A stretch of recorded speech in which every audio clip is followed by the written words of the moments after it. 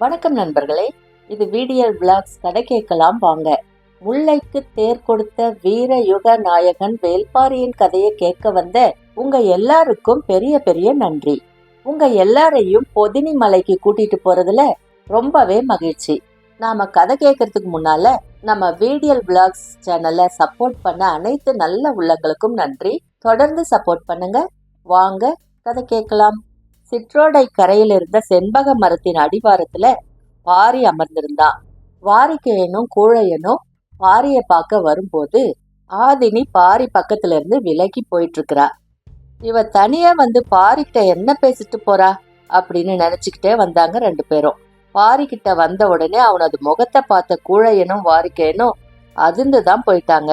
நெருப்பில் சிரட்டை எரியாம இருக்கிறத பார்த்த பொழுது கூழையன் முகமும், எலியின் மீது பூனை பாயாமல் இருந்த பொழுது வாரிக்கையின் முகமும் எப்படி இருந்துச்சோ அதை விட அதிக மிரட்சியா இருந்தது பாரியோட முகம். அது வரைக்கும் போன எபிசோட்ல பார்த்தோம். இந்த எபிசோட்ல அதுக்கப்புறம் என்ன நடந்துச்சுன்னு பார்க்கலாம். கனவுகள் கலைந்த பின்னும் அவை நினைவில் இருந்து மறையறதில்ல. ஏன்னா கனவுகள் தோன்றதே நினைவு குழிக்குள்ள இருந்துதானே. அவை மறைந்து கொள்ளும் இடமும் வெளிப்படுத்தி கொள்ளும் இடமும் கூட ஒண்ணுதானே. சிறகு நாவல்கள் மொய்த்து கிடக்கிற பொதினியின் குலமகளை கனவிலே பார்க்கும் முன் காலடி ஓசை கேட்டு விழிப்புற்றான் பாரி. கனவு கலைஞ்சிருச்சு, ஆனா அதன் பின் நினைவு கலங்கியே இருந்துச்சு. கனவின் ஆற்றல் அதுதான். நாவற்பழத்தின் துவர்ப்பு சுவை படிந்து கிடக்கிற பெண் யாரா இருப்பா என்ற வினா எளிதில் உதிர்வதா இல்ல. மேழகன் ஐஞ்சுவை கல் கொடுத்து வரவேற்ற கணத்திலிருந்து பாரியோட கண்கள் ஆதினியை தேடத் தொடங்குது. அவன் நினைவு முழுக்க நாவற்பழங்கள் பறந்தபடியே தான் இருந்துச்சு. ஆதினி மட்டும் கண்ணில் படாமலே இருந்தா. வந்தவங்க விருந்துண்டு மகிழ்றாங்க. எவ்வியூர் மாதிரி மலை முகட்ல இருக்கிற ஊர் இல்ல பொதினி. மலை அடிவார்த்து சிறு குன்றின் மேல நிலை கொண்டுள்ள ஊர் தான் பொதினி. பாரியோட கண்கள் முதன்முறையா ஆதினிய பார்த்தப்போ அவள் சற்றே மறைந்திருந்து அவனை பார்த்துக்கிட்டே தான் இருந்தா. தான் பார்த்த கணம் சட்டென மறையும் பொருத்தி அவளை தவிர வேற யாரா இருக்க முடியும்? அவள் மறைய தொடங்கும் பொழுதே மனம் கண்டறிய தொடங்கிருச்சு. அதன் பின் மனதை கட்டுப்படுத்தி அழைத்து செல்வது எளிதில்ல. இழுத்து செல்லுதல் இயல்பாய் வாய்க்குமோ பெண்ணுக்கு அப்படின்னு வாரிக்கையின் கிட்ட கேட்கணும் அப்படின்னு தோணுச்சு. சேரன் கூட நடந்த போர்ல முன்களத்துல நிறுத்தி எந்த பதிலும் சொல்லாம தவிக்க விட்டவன் தானே நீ. இப்பவும் விடையின்றி தவித்தலை அப்படின்னு அவர் சொல்வாரோ அப்படின்னு தோணுச்சு. பாரியும் ஆதினியும் ஒருத்தரை ஒருத்தர் பாக்கிறதுக்கு முன்னாலேயே ஒருத்தரை பத்தி ஒருத்தர் தெரிஞ்சு வச்சிருந்தாங்க. செம்மாஞ்சேரலோட நான போர்ல பாரி ஈட்டிய வெற்றி மலை நாடெங்கும் பரவி இருந்துச்சு. ஆதினியின் கனவுக்குள்ள அந்த வெற்றி நாயகனே நிலை கொண்டிருந்தான். பாரியின் கனவுக்குள்ள பறக்கும் நாவற்பழம் நிலை கொண்டிருந்துச்சு. உறக்கத்தில் பூக்கும் கனவு போல மயக்கத்தில் பூக்கும் கனவுதான் காதல். ஆனாலும் கனவை விட வலிமை மிக்கது. கனவு உள்ளுக்குள்ள மட்டுமே செயலாற்றும், தனக்குள் மட்டுமே பூக்கும் பூ. ஆனால் காதல் அப்படியல்ல, உலகத்தையே பூக்கச் செய்யும் பூ. பூத்து குலுங்கும் பொதினியின் இளங்காட்டினோடே திக்கு தெரியாம அலைஞ்சுக்கிட்டு இருந்தான் பாரி. தவித்தலைந்த அவனோட கண்களுக்கு 2ஆம் நாள் காலையில அவ தெரிஞ்சா. மயில் கொன்றை மரத்துக்கு மலர் சூடி வணங்கிக்கிட்டு இருந்த ஆதினியே தற்செயலா பார்த்தான் பாரி. பாரி கூட மேழகனும் வாரிக்கையரும் கூட இருந்தாங்க. அத பார்த்த கணத்துல பாரி நகர முடியாம நிக்கிறான். மேழகனும் வாரிக்கையனும் நிக்கிறாங்க. ஆதினி மயிர்கொன்றை மரத்தை பார்த்து நின்னு வணங்கிக்கிட்டு இருந்தா. தான் நிற்பதற்கான காரணத்தை சொல்ல முடியாம நிக்கிறான் பாரி. மேழகனும் அவள் மயில் கொன்றைக்கு மாலை சூட்டி வணங்குவதற்கான காரணத்தை சொல்ல முடியாம நிக்கிறான். பொதினி மலை பெண்கள் தனக்கானவனை கண்டுவிட்டால் மயில் கொன்றை மரத்துக்கு மாலை சூட்டி மகிழ்வாங்க. ஆதினி அதைத்தான் செஞ்சுக்கிட்டு இருந்தா. அது மேழகனுக்கு புரிஞ்சிருச்சு. ஆனா அத பாரிக்கிட்ட சொல்ல தயங்குறான். பாரியோட தயக்கம் வேறு விதமா இருந்துச்சு. சூட்டிய மாலையை எடுத்து அவளுக்கே சூட்டி விடுவோமா அப்படின்ற எண்ணம் ஓட தொடங்குது. தான் பரம்பின் தலைவன் வந்த வேலை முடியாம பிற வேலையில கவனம் சிதறுவது அழகில்லை அப்படின்னு தோணுச்சு. அதனால வந்த வேலை முடிகிற வரை ஆதினியை பார்ப்பதில்லை அப்படின்ற ஒரு முடிவு செஞ்சு நடக்க தொடங்குறான். ஆதினியோட முகம் பார்க்காம பொழுதை கடத்த முயன்றான் பாரி. அது அவ்வளவு எளிதா இல்ல. பொதினியின் இளங்காற்றும் புல் மேடும் பெருமலையும் மணக்கும் மலைவாசமும் அவனை பாடா படுத்துது. ஆனாலும் மிகுந்த கட்டுப்பாட்டோட எண்ணங்களை சிதற விடாம இருக்கிறான். ஆனா ஆதினியோ தனது நிழல் அவனது நிழலில் படும்படி பொழுதுக்கு ஒரு முறை நடந்துகிட்டு இருந்தா. அவள் கை வீசி நடந்த பொழுது வலக்கையின் நிழல் தனது மார்பை அணைத்து சென்ற பொழுது துடிச்சுதான் போறான் பாரி. நிழலுக்குள்ள புகுந்து உடலுக்குள்ள வெளிவந்துகிட்டு இருந்தா ஆதினி. என்னதான் செய்ய முடியும் பாரியால? 3ஆம் நாள் மாலை நேரத்துல பொருத்தமான சூழல்ல சாணக்கல் பற்றிய பேச்சு வருது. வாரிக்கையினும் கூழையினும் மிகுந்த மகிழ்வோடு அதுல பங்கெடுத்துக்கிறாங்க. பாரி அந்த கல்ல பரம்புக்கு தந்துதவ வேண்டும் அப்படின்னு கேக்குறான். மேழகனும் அதுக்கு சம்மதிக்கிறான். இந்த பேச்சு நடந்துகிட்டு இருக்கும் போது கொஞ்சம் தொலைவுல நெல்லி மரம் ஒன்றின் அடியில தோழிகளோட வீற்றிருந்தா ஆதினி. பாரி கேட்டதும் மேழகன் ஒப்புக்கொண்டதும் ஆதினியோட காதுல விழுது. ஒரு கணம் திகச்சு போயிட்டா ஆதினி. பாரியா இத கேக்குறது அப்படின்னு மீண்டும் ஒரு முறை மனதுக்குள்ள உறுதிப்படுத்திக்கிறா. அவளோட கண்கள் கலங்குது. சட்டென அந்த இடம் விட்டு அகன்று போயிடுறா. உடனிருந்த தோழிகளுக்கும் காரணம் புரியல. மேழகன் சாணக்கல்ல தர ஒத்துக்கிட்டதுக்கு பிறகுதான் பாரியோட மனம் இயல்பு நிலைக்கே திரும்புது. அதுக்கு பின்னாலதான் அவன் கண்கள் ஆதினியை தேட தொடங்குது. அவள் நெல்லி மரம் விட்டு அகன்று போயிருந்தா. தேடி பார்த்தா அவளை காணல. மறுநாள் காலையில எழுந்ததும் பாரியோட கண்கள் அவளைத்தான் தேடுது. மேழகன் வந்தான். சாணைக்கல் இருக்கிற இடத்துக்கு போறதுக்கு எல்லாரும் ஒன்று கூடுறாங்க. ஆனா ஆதினி கண்ல தட்டுப்படவே இல்லை. 3 நாட்களாக தன்னோட நிழலோட உரசி நகர்ந்த அவள் இப்போ கண் பார்க்கும் வெளியிலேயே இல்லையே. ஏன்னு தெரியாம திகைச்சான் பாரி. ஆதினியோட தோழிகளுக்கும் அது புரியல. பார்த்த கணம் முதல் பாரியை விட்டு அகலாத ஆதினியோட கண்கள் இப்போ அவன் இருக்கும் திசை பக்கம் திரும்ப மறுப்பது ஏன் அப்படின்னு அவங்களுக்கும் புரியல. சாணைக்கல்லை அரக்கோடு கலந்து பேருருளைகளாக செய்து காய வைப்பதை பற்றி மேழகன் விளக்கி சொல்றான். பாரி அதை பார்த்துக்கிட்டு தான் இருந்தான். ஆனா கல்லும் அரக்கும் ஒட்டாமல் இருக்கும் துயரம்தான் அவனோட மனதுல இருந்தது. சாணைக்கல் காயறதுக்கு நாட்கள் ஆயிடுச்சு. அதுவரை காத்துட்டு இருந்தாங்க. ஆனா பாரியால ஆதினியின் புறக்கணிப்பை புரிஞ்சுக்கவே முடியல, தாங்கிக்கவும் முடியல. அவ கூட இருந்த தோழிகளுக்கும் அது ஏன்னு தெரியல. அன்னைக்கு காலையில வாரிக்கையினும் கூழையினும் கூட வந்தவங்களை அழைச்சிக்கிட்டு மருத்துவ குடில் நோக்கி புறப்பட்டு போனப்போ பாரி மட்டும் போகாம தனியா இருந்தான். இன்னைக்கு எப்படியாவது ஆதினியை கண்டு பேசிடணும் அப்படின்னு ஒரு முடிவோடு தான் இருந்தான். சிற்றோடை கரையில் இருந்த செண்பக மரத்தின் அடியில அவ உட்கார்ந்திருந்தா. தனித்திருந்தவளோட முகத்துல கவலையின் கீற்று தென்பட்டது. குழப்பத்தின் பிடியில் இருந்த பாரி அவ முன்னால வந்து நின்றதும் பேச எதுவுமே இல்லை அப்படின்னு அவள் புறப்பட ஆயத்தமானா. மரித்த பாரி என்னை விட்டு அகல்வதன் காரணம் என்ன அப்படின்னு கேட்டான். நிமிர்ந்து பாரியின் கண்களை பாக்குறா ஆதினி. பார்வையின் பொருள் அவனுக்கு புரியல. அவ சொல்றா, பரம்பின் தலைவன் நான் நினைத்தது போல் இல்லை. அதிர்ந்து போயிட்டான் பாரி. அவ எதனால இந்த வார்த்தைகளை பயன்படுத்துறா அப்படின்றது புரிஞ்சுக்கவே முடியல.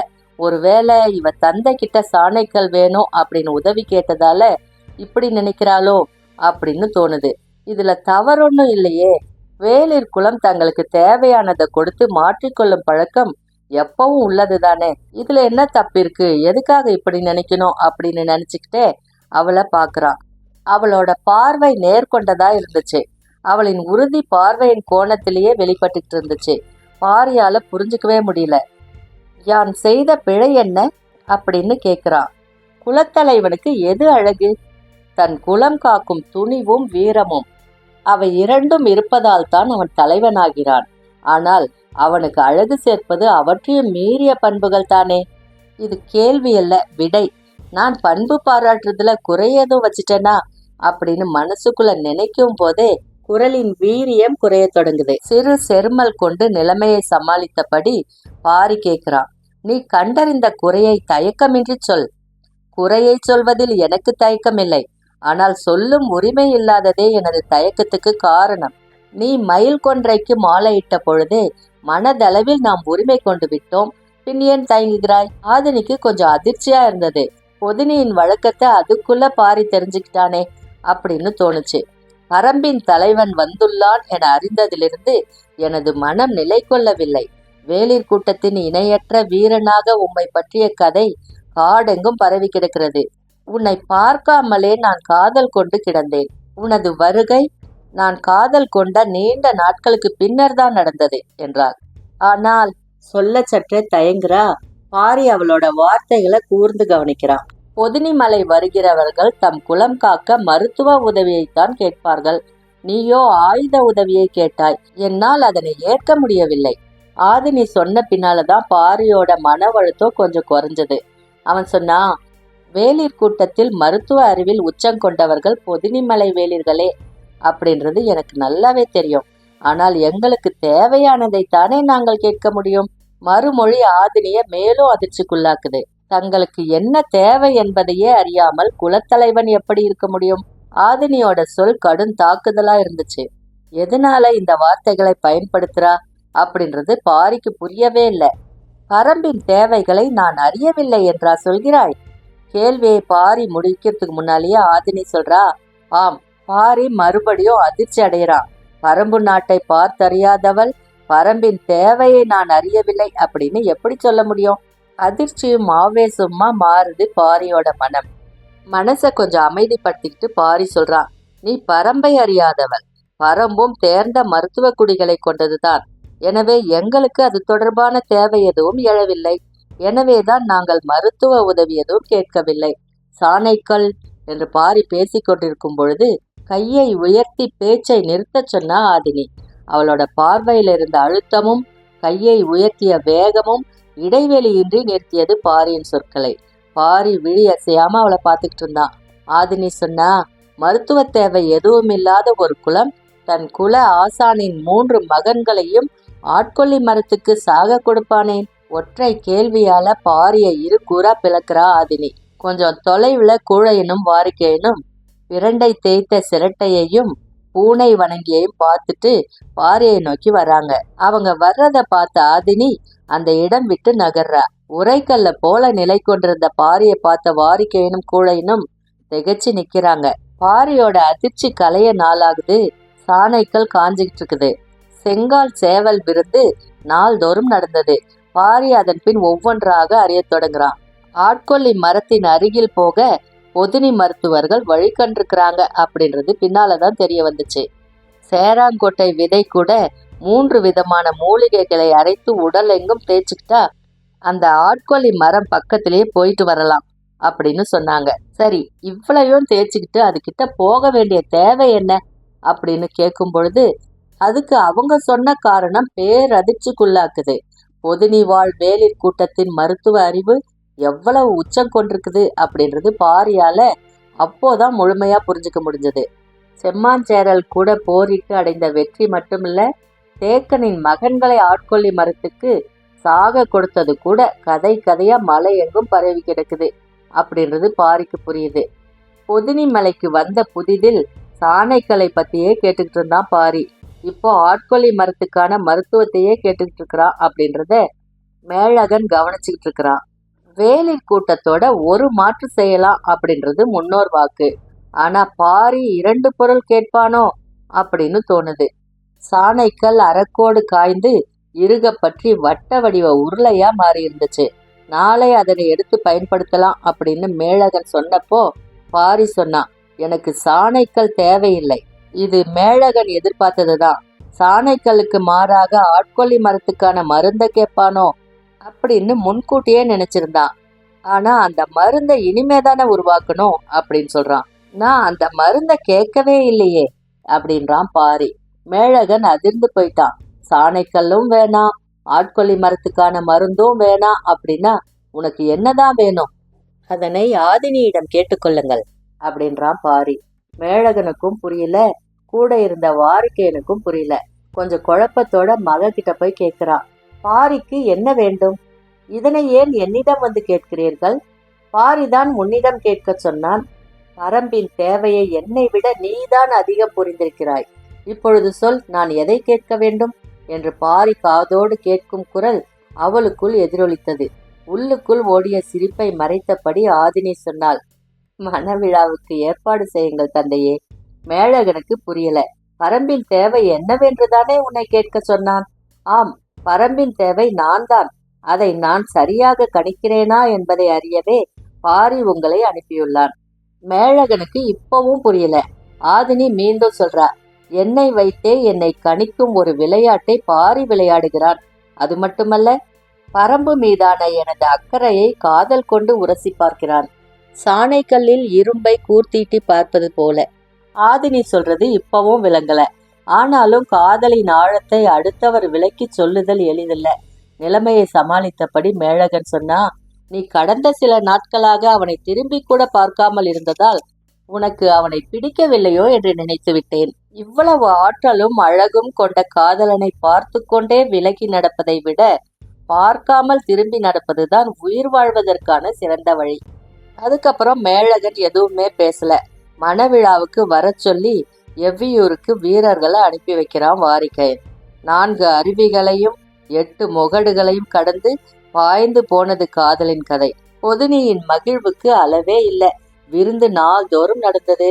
பரம்போடு மன உறவு காண்பது வேலின் குல பெருமை அப்படின்னு ஊரே மனம் நெகிழ்ந்து கொண்டாடுது. இறைச்சிகளின் சுவை சுனை நீரின் கலவையோடு இணையுது. இந்த விருந்துல பரிமாறப்படும் இறைச்சிகள் இவ்வளவு சுவையோடு இருப்பதற்கு காரணம் சுனை நீர். இடி விழுந்து பாறைகள் பிளவுறுதல் ஒவ்வொரு ஆண்டும் நிகழ்ந்து கொண்டே இருக்கும். ஆனால் பாறையின் பிளவுகளின் ஊடே உருவாகும் புதிய சுனை நீர் கடினத்தன்மை கொண்டிருக்கும். ஆழ புதைந்த இடியில் உருவான நில உப்பு நீரில் கலந்து சில மாதங்களாவது வந்து கொண்டே இருக்கும். அந்த நீரில் வேக வைக்கப்படும் இறைச்சி இணையற்ற சுவை கொண்டிருக்கும்.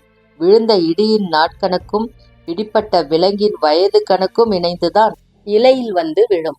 இயற்கையின் வெவ்வேறு ஆற்றலை உணவாக சமைக்க தெரிந்ததுதான் மனிதனோட மகத்தான கண்டுபிடிப்பு. பொதினி மக்கள் இறைச்சி தொடங்கி இடி வரை பலவற்றை சமையலுக்கு பயன்படுத்துறாங்க. மண்ணும் தாதுக்களும் என்னவெல்லாம் செய்யும் அப்படின்றதுல இவங்களுக்கு இருக்கிற ஆற்றல் இணை சொல்ல முடியாதது. புதிய இடியூற்றின் சுனை நீர் கொண்டே விருந்துக்கான இறைச்சி ஏற்பாடாகுது. வாரிக்கையனும் உடன் வந்த எவரும் எதையுமே விட்டு வைக்காம விருந்தை உண்டு மகிழ்றாங்க. பொதினியின் நைஞ்சுவை கல்லுக்குள்ள குணம் தனிதான். அதனை விளக்கியபடியே மேழகன் சொல்றான், ஆதினி மயிர்கொன்றை மரத்துக்கு மாலையிட்ட அன்றே இந்த திருமணம் முடிவாகிவிட்டது. சின்னதாய் சிரித்தான் வாரிக்கையன்.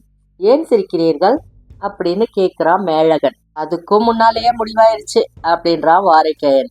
மேழகனுக்கு ஒண்ணுமே புரியல. பரம்பின் ஆதிக்கல்லான ஆலம்பனை கல்லை மன உறவுக்காக மட்டுமே கொடுக்கும் பழக்கம் எங்களுடையது அப்படின்றான் வாரிக்கையன். அப்படின்னா நீங்க சாணைக்கல்லுக்காக வரலையா? சாணைக்கல்லுக்கு மட்டும்னா பாரி எதுக்கு வரணும்? நாங்க மட்டும் போதாதா? பாரி தெரிஞ்சுதான் வந்தானா? சிரித்தபடி வாரிக்கையன் சொல்றான், நாங்க யாரும் அறிய மாட்டோம் அப்படின்னு நம்பிட்டு வந்தான். அவன் அப்பனுக்கே மனம் முடிச்சு வச்சவனா, என்கிட்டயே விளையாடுறான் என்றான். உங்களுக்கே இந்த செய்தி தெரியாதா? சாணைக்கல்ல பத்தி சொன்ன முதுபாணன் கிட்ட இவன் அதிகமா கேட்டது ஆதினிய பத்தி தான். அப்படியா அப்படின்னு கேட்கிறான் மேழகன். இடிநீரில இறைச்சியை சேர்க்கும் உங்களுடைய அறிவை போலத்தான் ஆயுதத்தோட ஆதினியும் சேர்க்கிறான் பாரி. மேழகன் வியப்புல இருந்து மேல நேரமாகுது. குன்றின் சிறு பாறை முனையில அமர்ந்திருந்தான் பாரி. அவனது தோளில சாய்ந்திருந்தா ஆதினி.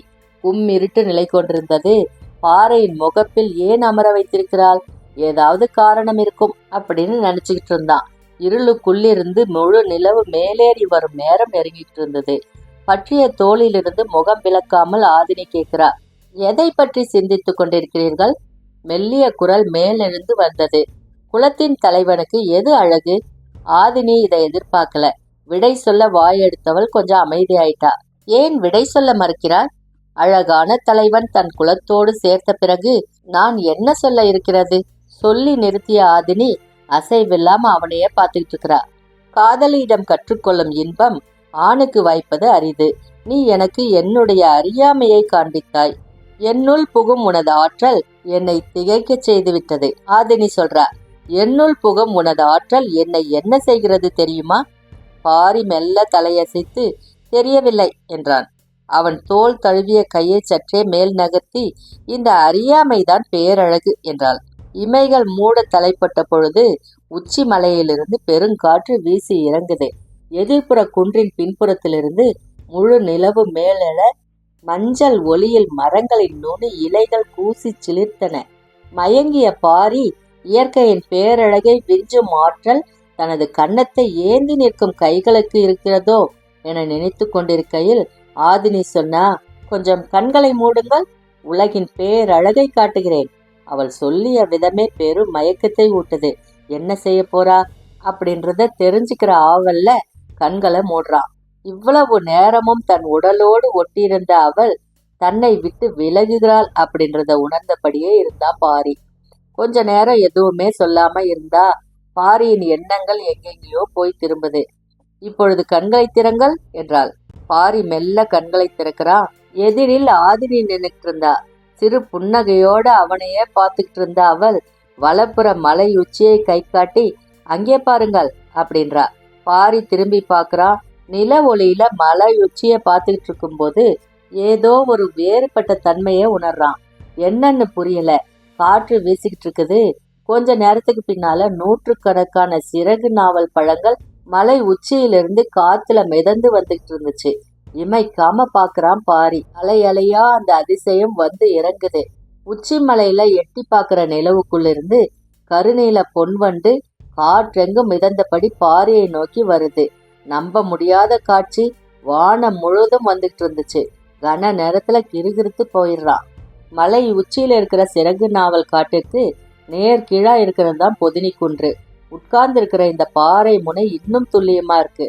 விரிந்த ஈரிலையால மிதந்து வரும் நாவலை அவனோட கை எட்டி பிடிக்கும் பொழுது விலகி இருந்த ஆதினி அருகில் வந்து கட்டி பிடிக்கிறா. ஈரிலை கொண்டு இருவரையும் மூடின சிறகு நாவல்கள்.